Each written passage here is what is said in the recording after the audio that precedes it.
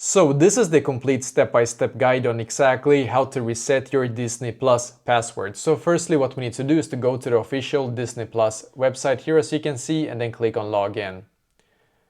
And then we will need to enter the email address that is associated with our Disney Plus account. I'm gonna click on continue now.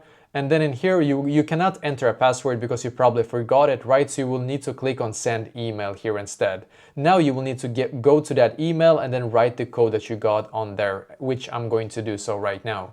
So you can see I'm now logged into my account, which is perfect. So now just click on your profile right here and then click on account. And then click on manage with my Disney. And then click on password here, as you can see. It will once again require you to go to your email and enter a code here, which I'm going to do now. So you can see I'm now able to enter a new password right here, which after you have done this, click on save and continue. And basically that is exactly how to reset your password on Disney Plus.